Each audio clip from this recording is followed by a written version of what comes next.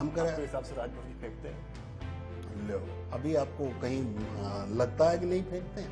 वो कब क्या फेंक दें, उनसे तेज तो हमारे बॉलर नहीं फेंक पाते जो क्रिकेट खेलते हैं। वो तो सुबह शाम फेंकते रहते हैं, क्या फेंकते रहते हैं, लंबी लंबी। वही भाषा अब यादव समाज के लोग बोलने लगे जो ओम प्रकाश राजभर बोल रहे हैं कि अखिलेश से कुछ नहीं हो पाएगा, अखिलेश पार्टी नहीं चला पाएंगे।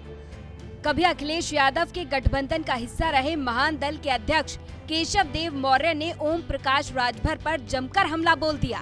यूपी तक के साथ खास बातचीत में केशव देव मौर्य ने कहा कि राजभर सुबह शाम सिर्फ लंबी लंबी फेंकते हैं और क्रिकेट खेलने वाले बॉलर से भी ज्यादा तो राजभर ही फेंक देते हैं।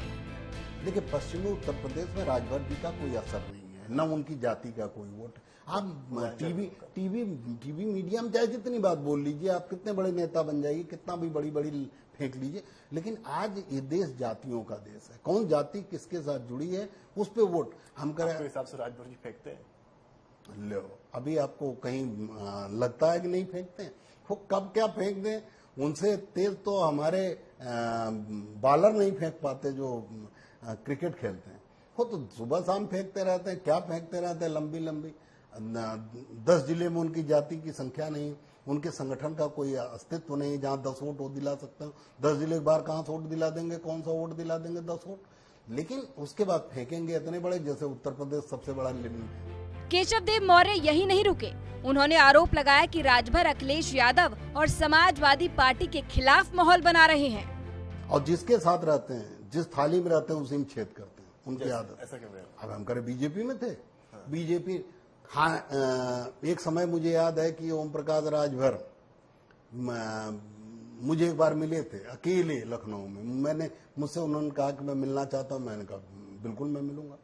मैं आया तो मैंने कहा कहाँ आना, तो उन्होंने कहा फलाने चौराहे तक आ जाइए। उस समय ये लोकेशन वगैरह भेजने का समय सिस्टम नहीं था, आज से 7-8 साल पहले, 10 साल पहले। तो उन्होंने बुलाया मुझे एक चौराहे पे, तो उन्होंने कहा वहां तक आ जाइए, वहां कोई ले लेगा। खुद ही खड़े थे और पैदल पैदल मेरे साथ। तो जिनके पास एक आदमी नहीं था, उसे अगर भारतीय जनता पार्टी ने कृपा की, उसे गठबंधन कर लिया, उन्हें मंत्री बना दिया, तो क्या जरूरत थी उन्हें भारतीय जनता पार्टी के खिलाफ बोलने की।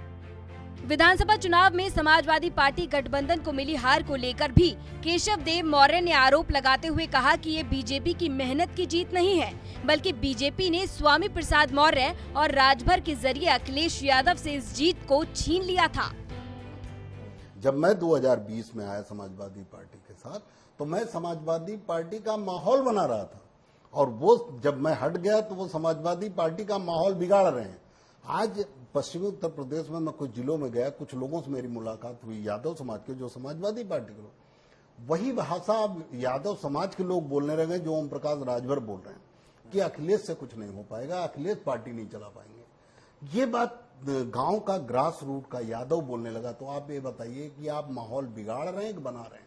आप समाजवादी पार्टी के हितैषी हैं? तो आपको क्या लग रहा है कि राजभर बीजेपी आरएसएस कहीं किसी से मिले हुए हैं जो इस लाइन पे काम कर रहे हैं? मैं तो एक नहीं 100 बार कह चुका हूं कि अखिलेश ओम प्रकाश राजभर जी आरएसएस के हिसाब से काम करते हैं। आरएसएस को जो सूट करता है। ये एक बड़ा आरोप लगा रहे हैं। नहीं, मैं खुलेआम आरोप लगा रहा हूं। बहस करा लीजिए ओम प्रकाश राजभर से मेरी, जब भी चाहिए, खुला चैलेंज।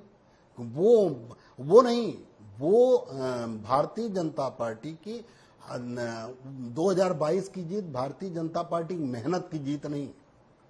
भारतीय जनता पार्टी को वोट नहीं देना चाहता था उत्तर प्रदेश का जनमानस, लेकिन ये भारतीय जनता पार्टी की स्ट्रेटजी की जीत है।